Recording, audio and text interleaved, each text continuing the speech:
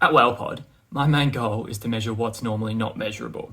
And when Hamish and Andy talked about gusto being their key metric, I thought, what better way to test out this philosophy than to run my AI to work out the gusto on the Hamish and Andy podcast. The reason they've been talking about gusto is because one of the listeners called in and called out Jack's gusto as being a bit low. So yeah, I thought I'd go check it out. To pull together a gusto meter, I decided that gusto would be, one, a positive sentiment in the podcast. You needed confidence to come through. You needed joy. And I thought maybe a little sprinkling of anger never hurt your gusto. So those four things combined, I decided would make up my gustometer. Episode 111 was the episode before Jack's gusto was called out.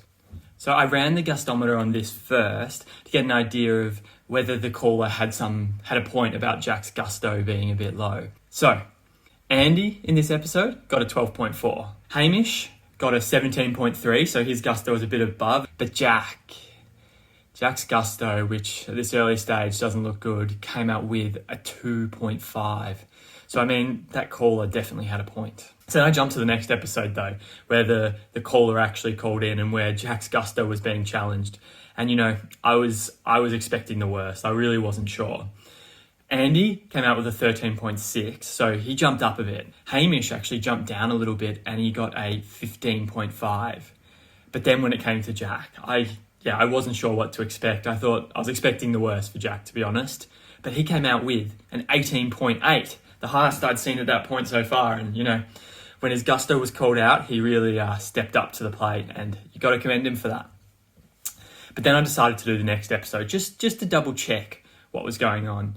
And in this next episode, I'm pretty sure the boys sensed that there was a challenge in the gusto space, because Andy got a PB of 17.2 and Hamish got an overall PB of 22.7. So they saw their gusto was being challenged and they really stepped up to it. And then Jack's gusto seemed a bit intimidated from this response from the boys, because he got a 9.4, which is a bit better than his 2.5, but it's half of what he got in the previous week. So that caller was onto something. There is definitely something in this gusto thing, and I can understand why Hamish calls gusto his key metric, because it really does vary. And I think Jack maybe just needs to be mindful in the future.